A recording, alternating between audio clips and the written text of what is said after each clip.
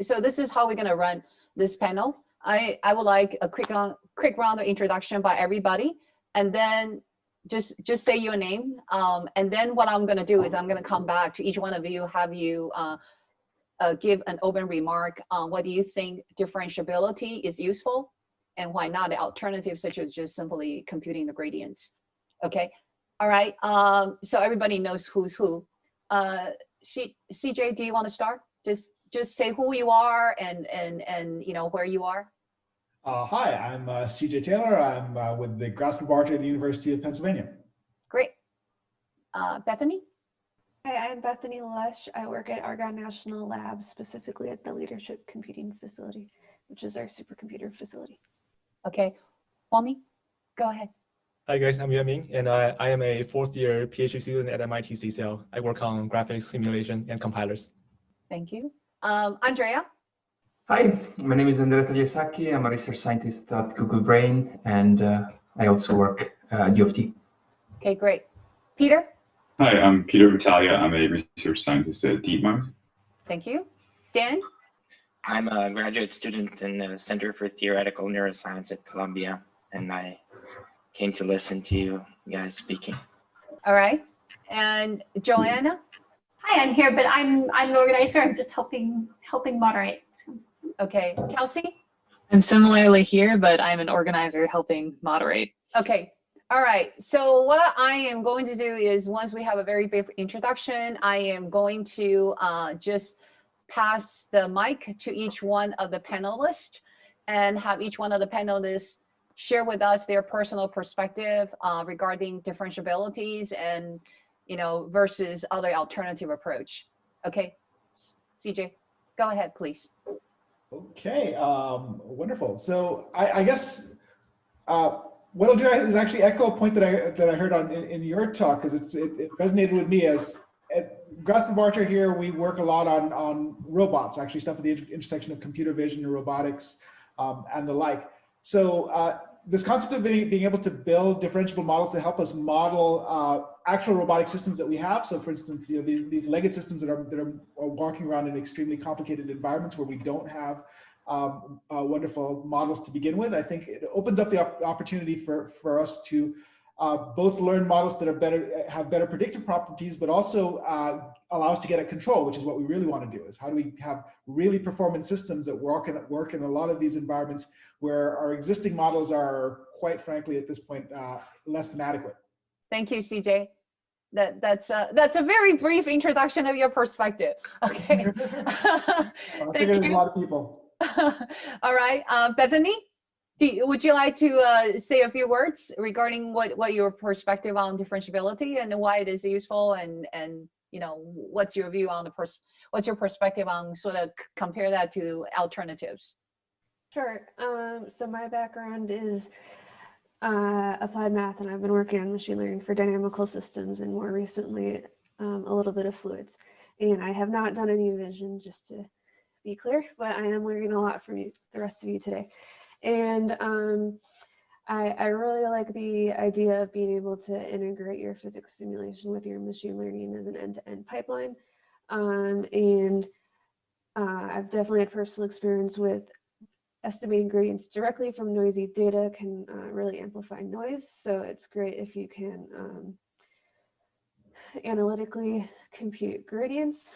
And something I'm thinking about today is that our supercomputers, we have computers coming that are going to be primarily GPUs, and I'm wondering if differentiable physics approaches to simulations could take advantage of the GPUs. I think so. I think it can. And that's definitely another direction that we can move toward as a community.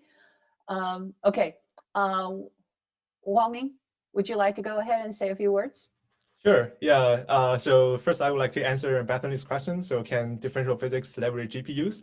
If the answer is yes, we do have a Tai Chi system that can generate code for both CPU and GPU system. And you write the code in Python, the compiler will generate GPU code for you. So it's an easy way to somehow leverage GPU resources nowadays. And my perspective on differential physics is that, first of all, I really like it. And we have seen for certain problems, by utilizing the analytical gradients, the optimization will just run ridiculously fast. And compared to reinforcement learning, we have clearly very, very huge advantage here regarding exploitation of existing strategy. But there's one thing that I want to highlight, which is according to our experiment, we do find that differential physics tend to get trapped in local minimum just because now we have much more accurate gradients. And if the real gradient is 0, then it's 0, which means you're not making any progress there. So that's one thing. And the other thing I think differential physics can actually help us solve is on more the connecting virtual and reality world side, because nowadays a lot of people, especially robotics people, are really, really interested in how to reduce the sim to real gap. And apparently differential physics allows us to somehow combine the real world data from the real world experiments with the simulation data. And by doing this kind of optimization, we can do hybrid simulators that can close the sim to real gap. That's my humble point. Great perspective. Thank you. Leon, are you there? Yeah, great. Okay, we got you. I am here, but I'm meant to be just an organizer.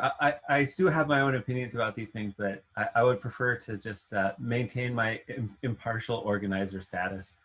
If that's okay. Okay. Actually, talking about organizer, I forgot to introduce one person, but I think that person doesn't need introduction, and that's Krishna. Everybody say hi to Krishna. Okay. All right. Thank you, Leon. Okay. Actually, you know what? If you are here, you cannot escape. We are going to come back to both of our organizers to ask them for their opinion at the end of this. but we will reserve the space for them at the very end, the honorary position. All right. Peter? Yeah, thanks. Yeah, so I mean, I guess I would say that you know, optimization is it's some kind of search process, and differentiability offers really efficient ways of you know, can drive algorithms that are very efficient at searching. And so again, I think that's underneath a lot of what, you know, the benefits of, you know, say even just training neural networks with backprop rather than some kind of like reinforced algorithm, right? This is the root of that.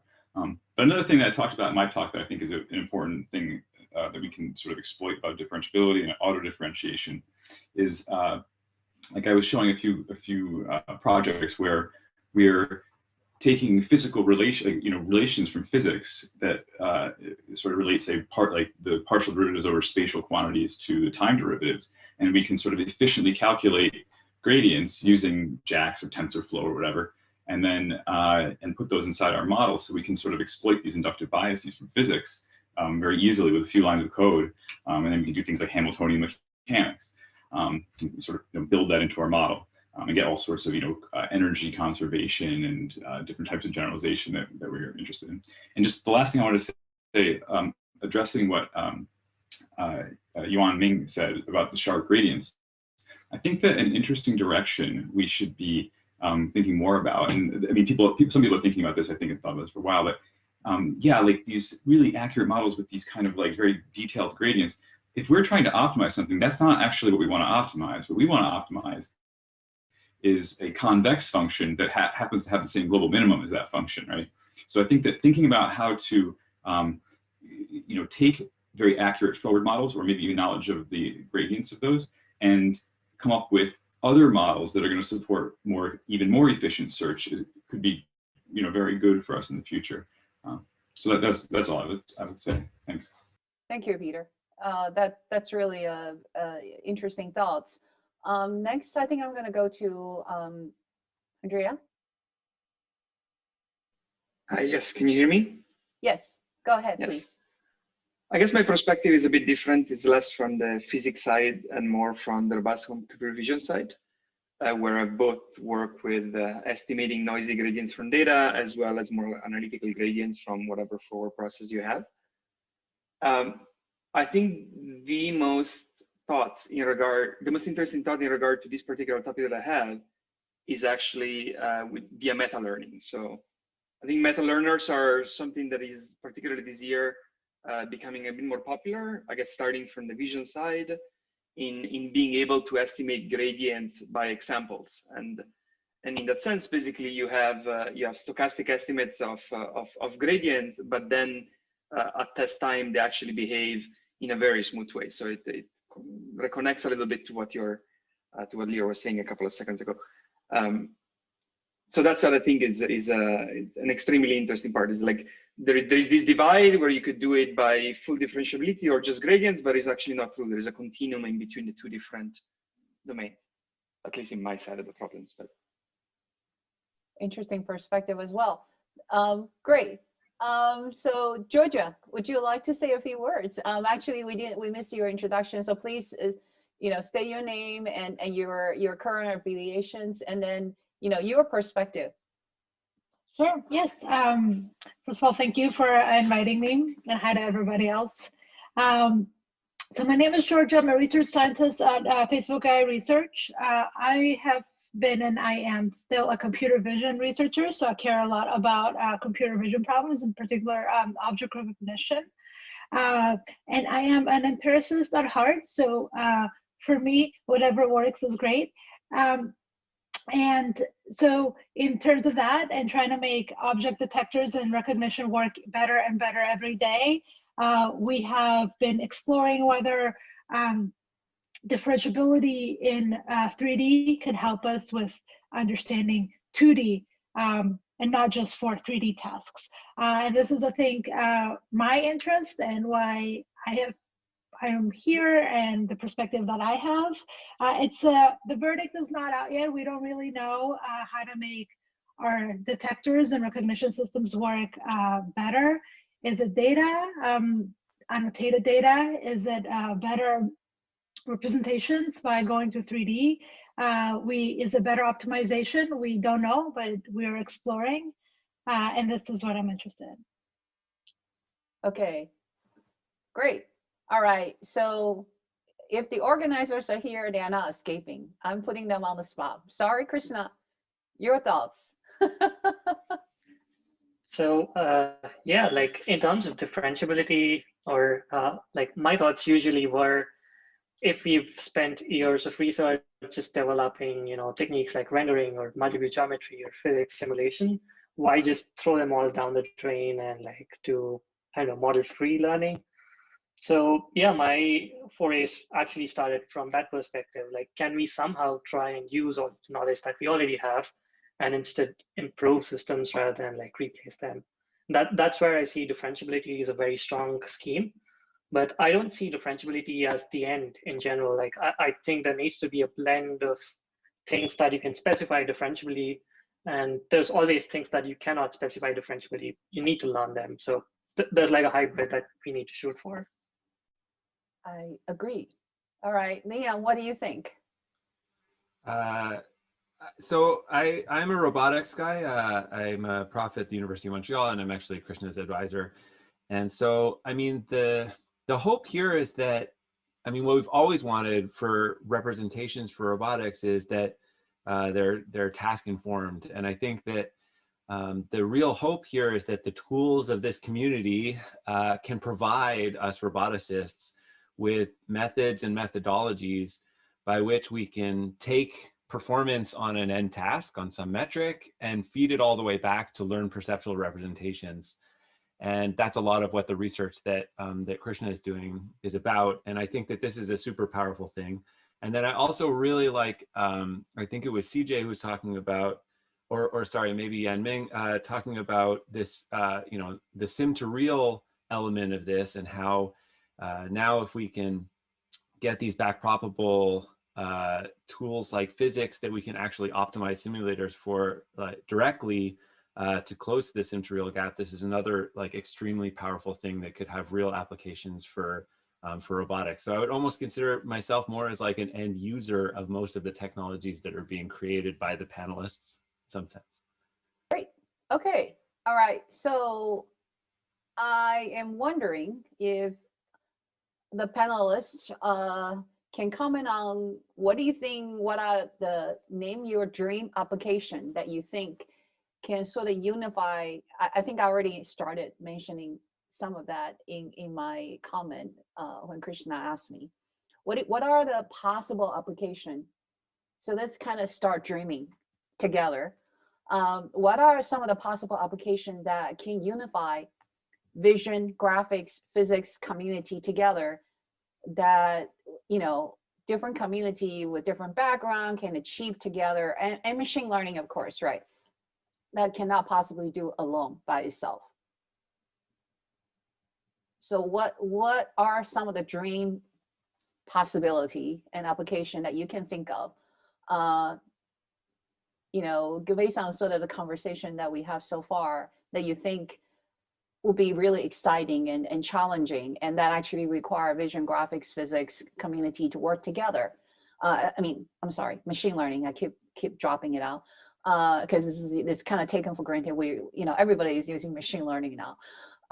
So how can we, you know, these multiple community work together to advance one or two or three or whatever X number of application that is not possible earlier? So I'm going to put, you know, I'm going to just kind of go around in a round robin fashion.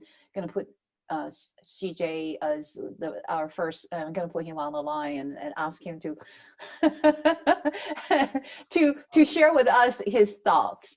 Okay. CJ, go ahead. I think this is actually something that Georgia picked up on, but this vision, no pun intended, the idea of the vision being sort of the inverse problem of graphics is something that I think, you know, has been around as an idea in the community for quite a while. But I think the kind of techniques that are being discussed here, where, as you said, there is graphics acting as this forward engine, but then allowing us to interpret images in terms of being able to use these tools to actually pull back out meaningful or salient representations, I think is could be a fun thing to take another crack at. Okay. Shall I go around one by one, or is there anyone who want to jump in? Can I jump in? Yeah, go ahead. Yeah, so thanks for letting me jumping in. So actually, I have 2 things on this. I still believe that robotics application will be a really great application of what we have developed here, including differential vision, graphics, and differential physics. Because I think nowadays a lot of robotic applications are still based on traditional control methods, and apparently, as we have shown in our recent work in differential physics, we can already just use brute force gradient descent to, on one hand, first make robotics training much faster, because now using gradient descent, it converges 1 or 2 orders magnitude faster than reinforcement learning. And secondly, I do believe that somehow closing the sim-to-raw gap can be one very meaningful application of differential physics, because there are just so many ways to inject errors in physical simulators. It could be one model that doesn't really reflect the reality. It could be one wrong physical parameter that is system identification. It could be something numerical errors where a deep neural network can actually correct. So I think those 2 topics, like accelerating learning and closing sim-to-raw gap, are what differential programming is really good at. And I think both of them have great applications in robotics. That's my 2 cents. Great. All right. Anyone else want to jump in next? I'll say something. Okay, go ahead. Go ahead, Peter. So I think the most important problem in AI is construction or tool synthesis. I think partially is because I might be biased, but I think this is also one of the most important parts of human intelligence. I think it's sort of what, in some sense, distinguishes us from other forms of intelligence. And I think that when we try to attack the problem, we start to think about what does it take to just to build some building, or even just like fix something that's broken in our house. You're immediately faced with this enormous search space. And so the question is, like, physics is a small set of rules, and it can give rise to a tremendous amount of, it can be realized in infinity of sort of, different scenes and different scenarios. And how do we search through that? And how do we sort of find things so quickly that, kind of work? And what's that process that we use? And then the reason I think that can also be sort of tied into graphics and vision is, so there's this paper I like from Sandy Pentland and Ted Adelson from about 25 years ago or so, where they're talking about, it's about like perception of shading, sort of vision, human vision, perception of shading. And they talk about this workshop metaphor. And the idea is like, how would you build, it's like this very generative approach to vision. So like the inverse graphics thing was mentioned a minute ago, like how would you build this scene out of components? Like how would I build this scene out of, you know, I have a phone here and I have like a book over here. So in some sense, it really is also a construction process, even to form an interpretation of what's around you. And I think that some of this like, similar challenges are at play here. And this is an old idea, right? Of course, like even like people like Irv Rock and perception have talked about this for the logic of perception. But I really think that one thing that we probably could spend more time on in machine learning is thinking about representations that support sort of a lazy, almost sparse generation of structure and of hypotheses or solutions, because that's really how the world is organized, and the problem that one of the most important problems that humans face, and that I think we need for AI. I think vision, graphics, and physics have a lot to, like, you know, learning and exploiting knowledge of these things has a lot to say about that. I agree. Andrea, Bethany, or Leo? Sure. I guess that from my point of view, like in putting the three fields together, right? Often I ask myself the question, I look at my daughter and ask myself, she has, when she was 1 especially, she can navigate in 3 space without any problem. She can grab objects, manipulate them, perform significantly better than any robot that you've ever seen. And when I'm looking at her, I'm thinking, what kind of media was she exposed to? Was she exposed to 14 million images, ImageNet, right, with labels? Maybe less, right? But then you might ask yourself the question is like, what if you have a child that doesn't have verbal communication, like an autistic child, right? Will they be enabled then to operate in 3 space? I'm not an expert in this area, but my gut feeling is that that would be uncorrelated from the ability to perceive and operate in 3 space. And therefore the question becomes, what are we allowed to provide neural networks as inductive bias to actually learn what the world looks like? And the more and more I think about it, the more and more I'm convinced that the only inductive bias that you're allowed to use is physics. And this comes in the form of either simulation, because, you know, these are the laws of the universe, right? You know that they are valid. You know that whatever you're doing, as far as you're introducing them, they cannot be violated because they're just there. And if you look at some of the progress that has happened over the last year, some of the biggest advances in differentiable rendering, what have they done? They have just respected physics, right? They have respected, for example, modeling of transparent media. That was scene representation network and neural volumes, and then NERF. They did exactly that.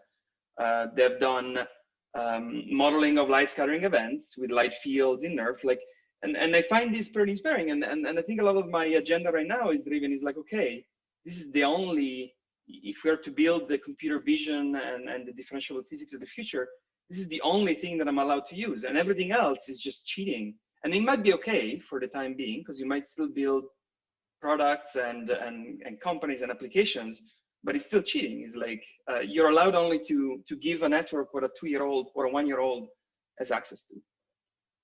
Okay. All right. Georgia, or actually Bethany? I think Bethany want to say something when Andrea. I'm curious if vision can be helpful in climate modeling or weather or other environmental problems if we have satellite imagery to augment incomplete physical models.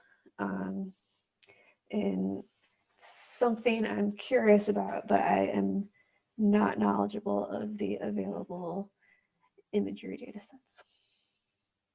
I would imagine so. I would imagine so. Of course, climate, it's now you're talking about, you know, large scale eddy simulation. So it's much bigger. And that's actually an area of a tremendous potential, because we're looking at climate change at a global scale, bigger than ever before. That's really a great application. Yeah, and I will say I'm aware of early work that's been done, for instance, in looking at satellite imagery to try to estimate fluid flows and the like, but I can certainly see an application for marrying this with a physical model underneath it to help us do a better job of interpreting that kind of data. I think that would be a very profitable line of research. Yeah, and that's really, I mean, that's an area of potential impact at a very large scale. I mean, we're talking about global scale, right? The world scale, and it particularly combined with, like I say, large scale eddy simulation that kind of track how the fluid flow of atmospheres and how that would evolve together with just saturated data. And I think that it would be really kind of interesting. I just don't know anybody who's working on that, because this is many of the work in this area. It's mostly done by people who are in academia and industry research labs.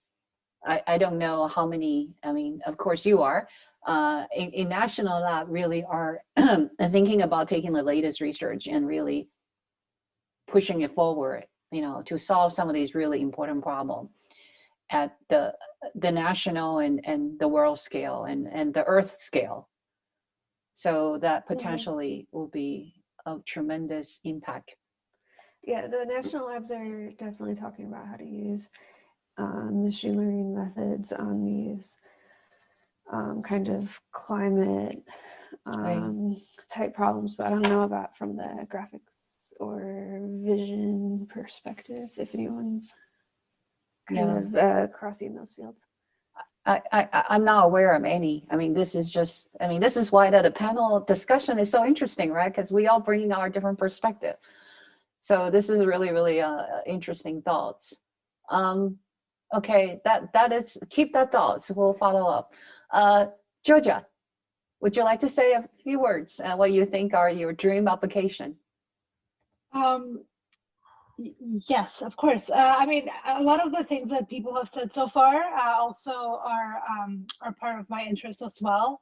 I'm also trying to, like, just from what Bethany just said, it's always, I think we should actually be thinking more globally in terms of what it is of these applications and what it could be of impact. Of course, we all want to, build models that operate like the human brain, that they're very intelligent. And this is something that we might achieve, but we also might not in this lifetime. But there is definitely a lot of good gain from building models that tackle problems that are beyond the scope, like climate change, ethics, all these topics that are sometimes less brought to the forefront. So that's something that I would like to see more of. I would like to see more attention and more examples and more research on these type of problems that affect all of us right now. And then I think that I would like to, based on what Andrea just said, how do we envision of training these systems if we want to reach this golden standard of, I have now trained like a human brain or like another brain of that level of understanding. And I'm not settled yet as to what is the right approach, whether we should simulate how humans learn, or whether we can take a just different approach. Humans had like billions of years to establish how they learn.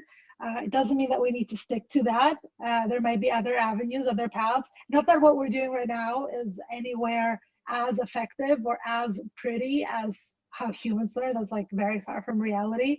But these are all sort of the questions that go in my head and what I would like to see us tackle in the future. Great. That's good. That's great. Leon or Krishna? Leon, go ahead. Do you want to say a few words? Hi, sure. Yeah, like I really like what Andrea was talking about. Like I have kids too, and looking at your 1-year-old, and it's amazing. And I also remember seeing these videos of like crows solving incredibly complicated little problems to get seeds or whatever the crows eat. I don't know. And what was amazing about those things, particularly to me, was that they all involved notions of intuitive physics. Like they needed to understand that some things float and or that they could use a stick and pry something up, or that a rock has weight and that it would actually cause something to happen.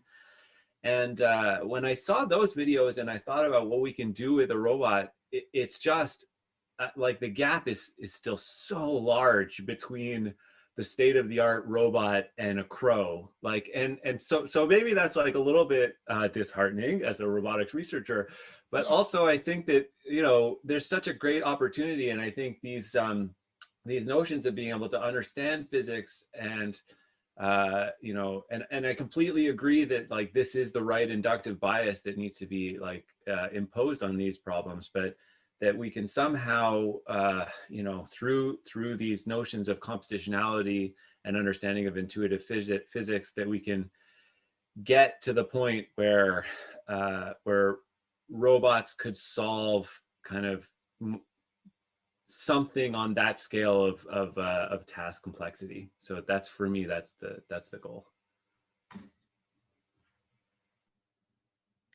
Great. And Krishna, do you want to say a few words? What do you think? What are your dream applications? I mean, there's plenty, but to be really brief, I think I'd really love to see all these communities working together. It seems like a lot of these goals are shared, but the kind of work that happens is very, very disjoint. And that was the motivation behind this whole workshop, to try and see if there are synergies, like can the differentiable physics and rendering communities interact? We've already started seeing that a bit, and we've also seen synergies between the computer vision and differentiable rendering community. So yeah, I'd like to see all of us working together. Okay, we'll be starting to write joint paper after this, right? Okay, sounds great. Okay, anyone else want to, did I miss anybody who wanted to say a few words about what are their dream application? Or even audience? You can always chat. Okay, if not, we're going to move on to the next question, which is, do you think differentiable pipeline or programming will make model-free methods obsolete?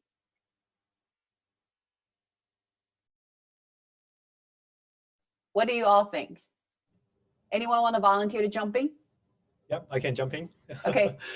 So I think the current situation is, I think there are two things. The first thing is that building differentiable programming models for everything is not yet possible at this point. And there are still a lot of physical phenomena or whatever process that we are able to simulate forward, but back propagating can be very, very tricky. So that's my point one. And my point two is that actually, okay, I think I forgot my point two.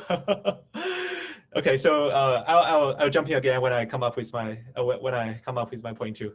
Okay. Okay, we'll come back to you. All right, CJ. I guess I have something that's hopefully at least tangentially related. And I want, this is in reaction a bit to a point that Yuan Ming made that I really agree with, that conquering the sim to real gap is of course a primary challenge. But the other thing I would point out is that the robot that you train for is always different from the robot that you go to the field with. Is you're going to go to this field with a robot, there's going to be a short in the motor, the prop is going to be bent, and the model that you worked with, that you trained so hard with, is actually not good on the day. And so I just want to point at this issue that there's a time scale issue, that we need to be able to do this adaptability quickly in the field, like the crows do when they're having a bad day, but they're able to actually snap back into it in very short order. And perhaps the inductive bias induced by these physics will allow us to lower that manifold dimension in a way that makes this possible. But practically speaking, for somebody who takes robots to the field, this is where things break. So it means we need robustness training. Okay, that's great. This is great. Anyone else? Anybody want to say? I mean, yeah. Go ahead, Peter. Yeah, I mean, I think I sort of hope so in a way, but I don't think so. I guess the issue is that if you have like discrete sort of problem spaces and you're sort of thinking about like discrete actions, search trees, and things like this. This is harder for this is not clear how you're going to sort of exploit differentiable like functions or pipelines to handle these things. At the same time, I mean, there's like a lot of work on continuous relaxations of sort of discrete things. So I think again, like this is sort of in the spirit of the thing I was saying before about like you don't really care about the sharp function, where you actually care about the thing that you can optimize well. Again, maybe like we can start to think about ways of taking discrete problem state spaces, action spaces, and relaxing them or coming up with differentiable functions so we can exploit their efficiency for search and solving our problems that way. So I mean, yeah, in general, I don't think that in the near term model-free methods do have a lot of advantages, but in the long term, I think that it's it's an interesting thing to even try to challenge. I would agree, but I would love to hear anyone else who have different opinion or even similar thoughts, but they may want to add comments on top of what Peter has said. Andrea? I think you want to say something. Yes, go ahead.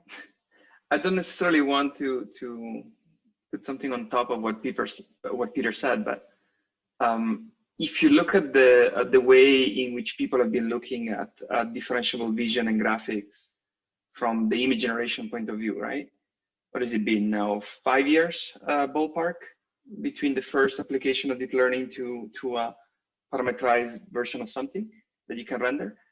And as of this year, we are model free, right? So we still have a model, but this model can be learned in a way that is completely oblivious to what you're actually representing. It has full representation power, and it doesn't matter what you're looking at. It's still going to be able to do it up to a certain precision, right? So I think that if I were to ask something from the people working on differentiable physics, would be, if it was me working, I do have a bit of background in physics, but very little. But if it was me, I would ask myself, is like, okay, can I take everything that I know from physics, like stress tensors, and can I take deformation gradients, and can I take Newtonian dynamics, and can I now apply to a representation that can be learned completely from scratch without relying on any instantiation of topology, of dynamics, or anything? It's just like you give it examples, and then it just picks it up. And as far as you've exposed it to enough examples, it will be picked up. So essentially the same thing that happened to graphics and vision over the last 2 years. Yes, 2 years and a half, according to when you count. But and I've never seen anything like that. Like we know that these perceptron actually represent surfaces, but do we have a model for the formation of a surface that is actually not represented by a mesh or a voxel grid? No, we don't. I think that's a super interesting direction where I will be thrilled to see some progress. Interesting thoughts. Very, very. It's very. I would agree as well. Leon or Krishna or Georgia, Bethany, anyone want to follow up? Oh, Huaming, did you figure out what your number 2 was? So I didn't. I totally forget my point 2, but probably I can talk a little bit of my point 3. So yeah. So my point 1 was about for certain simulation, it's either non-differentiable or we don't know how to differentiate it. And I think because I also work on compilers perspective, so I also care about performance. So it's often the case that for certain simulators that we know how to do very efficiently regarding forward simulation, but for backward simulation, there are always a lot of like issues on computational efficiency. I think as Professor Lin just showed that certain simulators are just not as efficient as people might think, and also the memory consumption can be one issue. And so that's why I do believe that developing high-performance compilers that are more suitable for modern computer architecture and suitable for certain problems is super important, because only if we scale up the simulation resolution to a very, very large scale can we reasonably good approximate the world. And I do have a point 4. So the point 4 is why I do think probably sometime in the future, people will like differential physics. So that is basically because I do think human brains has something like a built-in differential physics inside.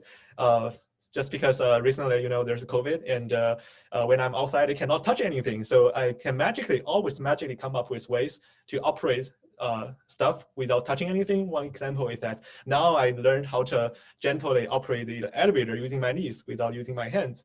And also, if I want to open the door, I learn how to use my elbows instead of using my hands. So if you look at reinforcement learning, it will take a lot of trial and error to for an agent to learn how to do that. But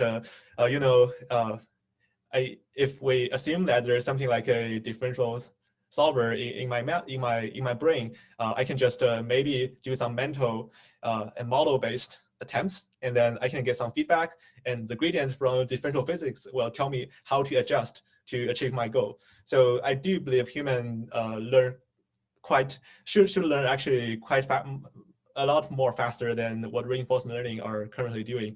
And I learned that lesson from George Tenenbaum, and he always says that he doesn't believe he does believe that human has very strong power, and human learn things very, very efficiently, and there should be a reason. And maybe to some extent that reason is differential physics, and we would definitely want to adopt more systems that are differentiable in our learning pipeline so that we can learn much more efficiently. Very, very interesting thoughts. All right, do we have anybody who agree or disagree? Anybody want to follow up on that? That's a very, very interesting thought.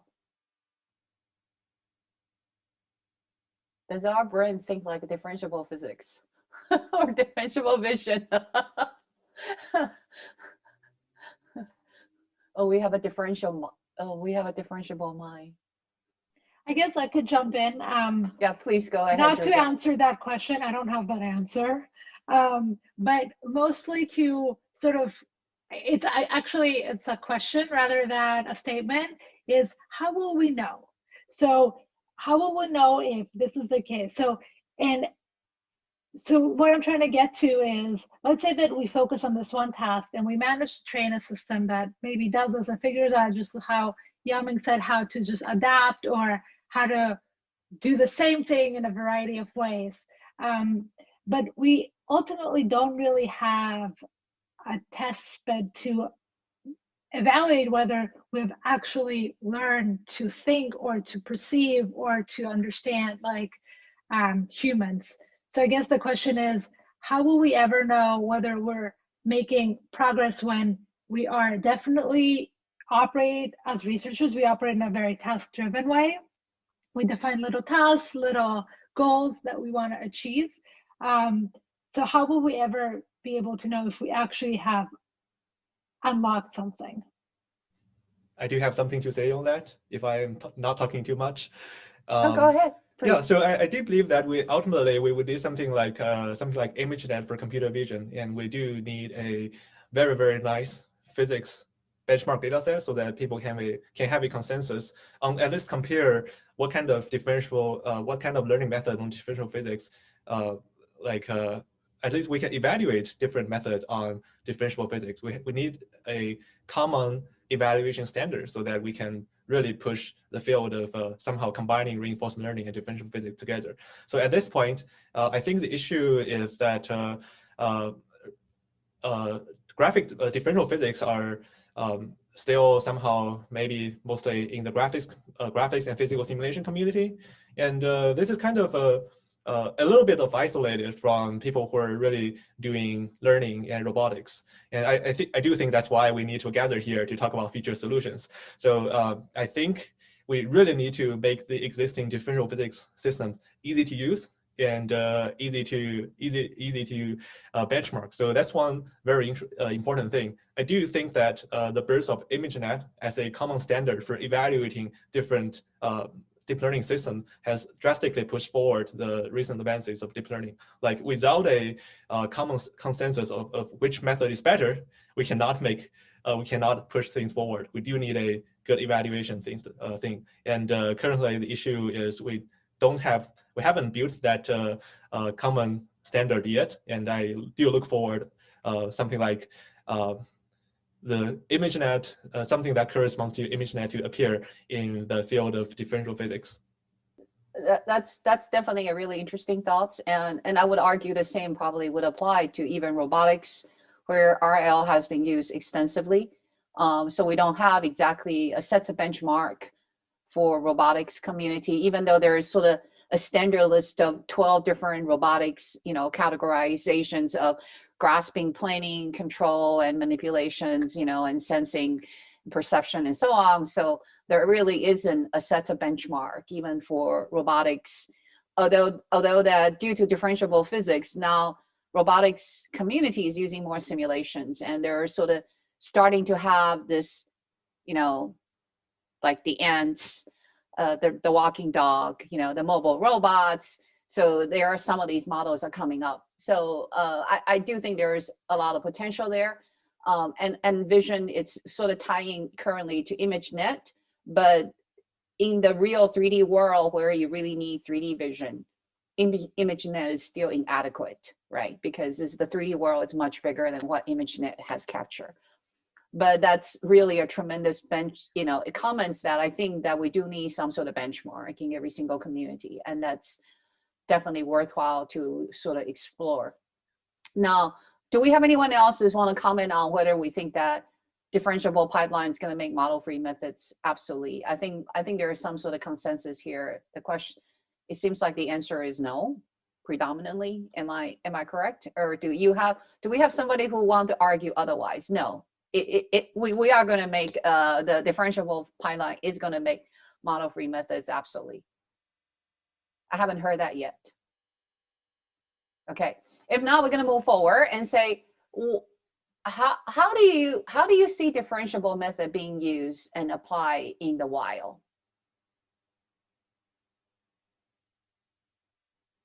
Anyone have thoughts on this?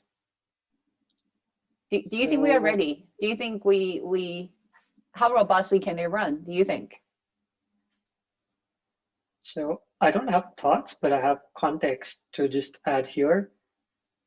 Particularly in terms of, let's say, differentiable physics, there are things that you can never hope to model, maybe disturbances like the wind or so, or there might be very complicated objects that you can't always encode in code. And even in rendering, you're always faced with something that's different from the real world. There's always some residual you can't hope to close in. So I guess that's a very interesting thing to consider.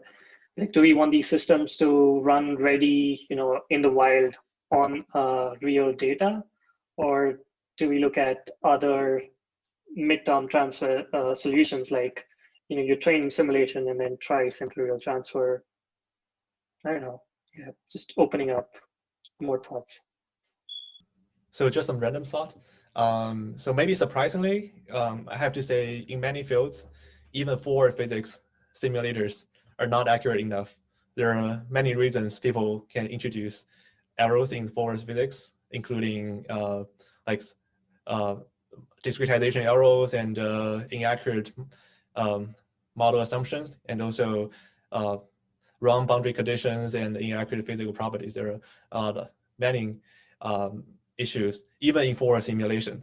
So I think, given that, it's fine to tolerate some current learning issues of differential physics or differential programming tools and adopt that in current learning system, because there are a lot of issues in forest physics simulation, but there are a lot of people already using forest physics for computer-aided engineering, for reinforcement learning. So I think I wouldn't say we're 100% ready, but I think what is exciting in the academia is that people are always eager to try new things, and that's why we call it research. Yeah, Here, Peter? I'll say something.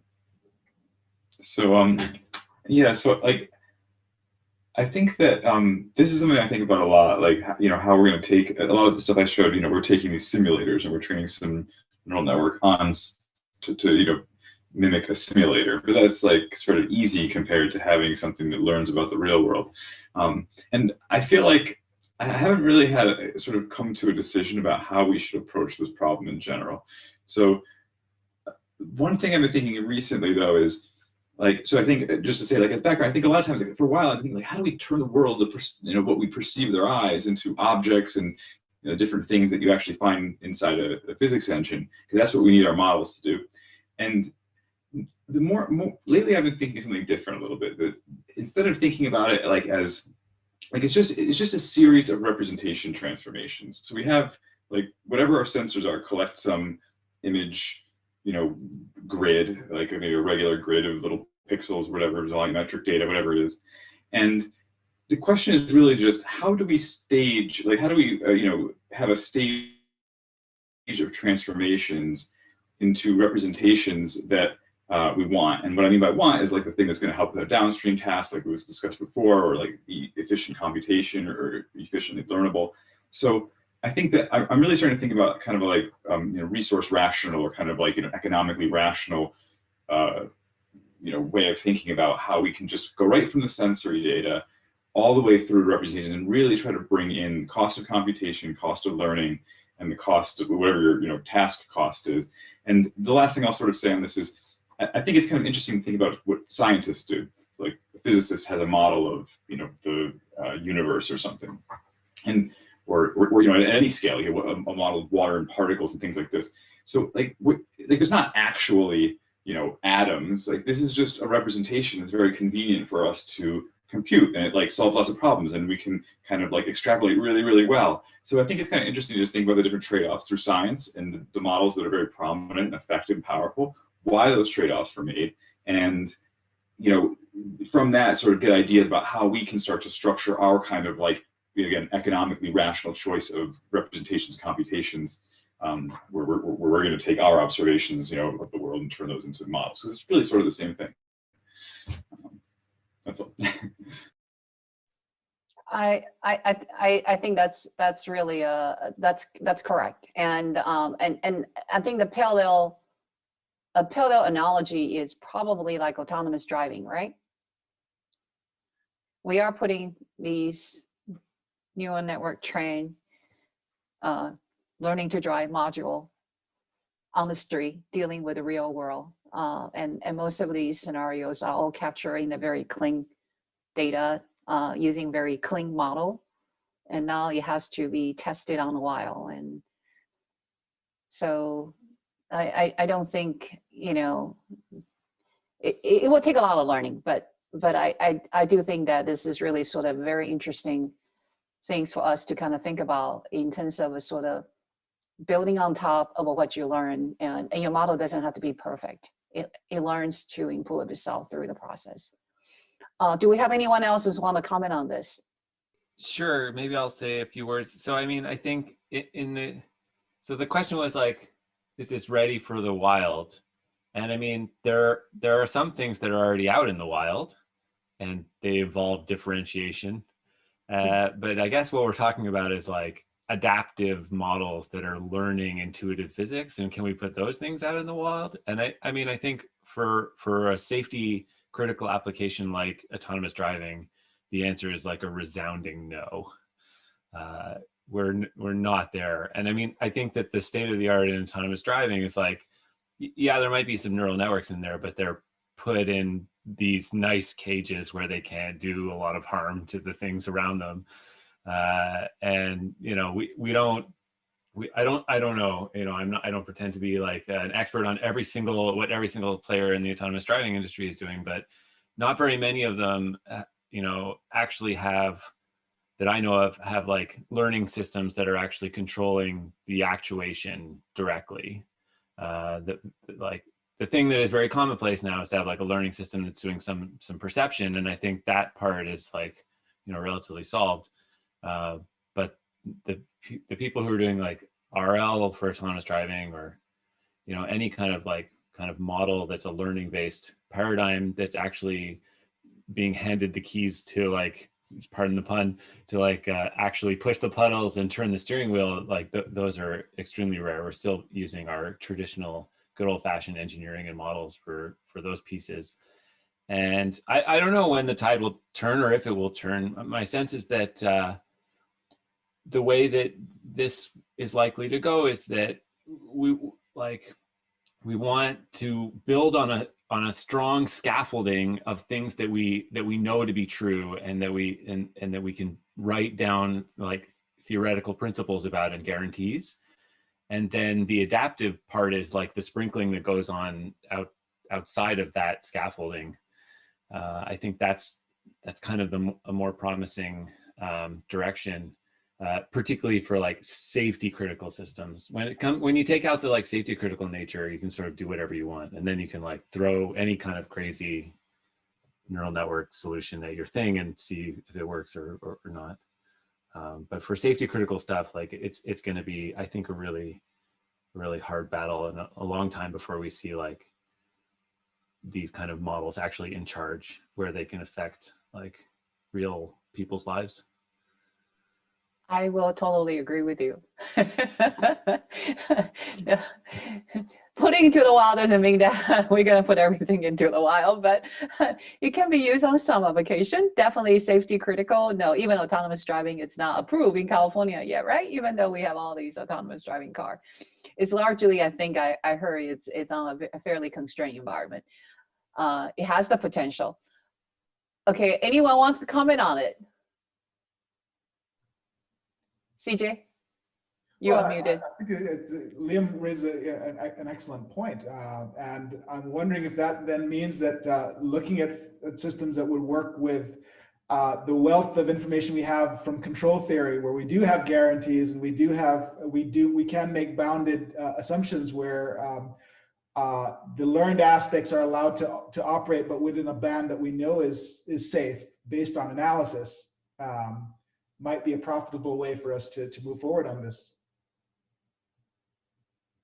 Yeah, there's some really nice work in this area actually by Angela Scholig at the University of Toronto, who does like, is an expert on like control and writes down like her nice little tight, robust like control loop, but then thinks about how to build the learned components that are outside of that.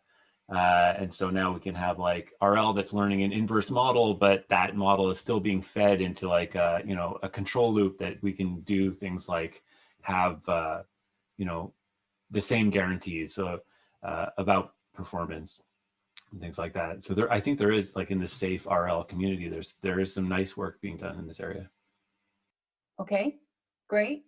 Anyone else want to comment on this? And actually closely tied to that, let's say that we can put some of these systems in the wild. How do you initialize these systems? Much of these, simulator, render, vision algorithm requires some sort of initialization. What are the way to address this issue? How do you initialize these systems? Either in the wild or even in a laboratory environment or control environment or just a simulator. How do we initialize? Do you have these problems? I do actually believe that differential physics can have a little bit of benefit on initializing a experiment, because I do believe system identification would be a very nice application of differential physics. Then you can basically, based on your observation of something like two elastic balls colliding with each other, and then you do a bunch of gradient descent. It's kind of, you can always infer something like the mass ratio between the two balls. And we did have that in the Chen Quinn paper as a motivating example for system identification. So that allows us to actually get a little bit of information from the physical world to the simulating environment by somehow either looking at the physical world or use some sensors to gather some information and then fit a model. So this is actually one area where differential physics would actually has a little bit of advantage. Great, yeah. I think Andrea was going to say something. Yeah, this is a bit on the wild side, though. I put this prefix on it, but it connects to something that Georgia was saying earlier, right? Like humans had a long time to learn how to behave in the environment, and now you can actually even go to the animal world where the claim is not as wild, but there is behavior that animals have that are driven by instinct. And now you have to ask yourself, what is instinct? Because instinct is nature, is not nurture, and therefore is pre-programmed in the brain. So, and this ties to your what initialization you give to the system. So it's not inconceivable that our visual system and our motion control system are somewhat weakly initialized to nudge you in the right direction. I do not know to which degree, but definitely in terms of just behavior, instinct is exactly that, right? Like just born animals know what to do without any supervision immediately, right? There is fawns that just come out of the belly of their mother and just start walking. And how do you explain that if there's not some form of memory passed down through generations? So, but again, this is wild, right? In the sense that we have no idea how to model this, and this will mean like some form of memory in between generations of networks that you train. And the closest thing to it will be like federated learning, where you have these remote model that you update slowly over time. But I think it's pretty interesting, but it's completely wild. It's like I have no idea what, I have no theories on how to do it. Well, on that thoughts, unless anyone else is on that have comments, that I think that's a really interesting thoughts that I think we can sit on and think about, and we'll come back next year and we can debate on this, or we can debate over drink afterwards. Okay. I would love to follow up with, each one of you individually. We have some really interesting discussion. I think Georgia has to leave already. Also, we have poster presentation coming up. So I would like to sort of, ramping things down. I want to thank you all for an extremely interesting and stimulating and exciting discussion on all these really interesting questions. And I wish we had more time. Unfortunately, we already kind of running behind schedule, and the poster presentations are waiting. So I want to thank you all for taking your time to chat on this panel format. It has been fun. And I also want to thank Krishna and Liam again for organizing the workshop. So we will follow up through emails or other informal discussion offline. Thank you all for participating in the panel, and thank you all for all your interesting contribution and sharing your thoughts with us in this panel. There's also Joanna and Kelsey, who are real organizers. I didn't really do much. And then there's other organizers who are not even here, like Victoria. Victoria, Kelsey, and Johanna, I think really shout out to them. It is they who did like a ton of the heavy lifting. I was probably just, the face, but they did all the work, and it was really nice trying to put this together, and it was nice to just go through all of your talks and have this panel discussion. And yeah, thanks so much for contributing, and thanks for joining, taking the time. And I know it's pretty late in a few time zones from where people joined in. For instance, like Peter, it's probably too late for him. And yeah, thanks so much. We're soon going to start off with a poster session on GatherTown. So if any of you just wants to hang around, chat, anything light, feel free to join us. And we've got very interesting submissions to feature in the poster session. I guess Johanna will do a quick 2-minute walkthrough of how the GatherTown looks like. All right. Thanks so much again. Thanks, everybody. Thank you.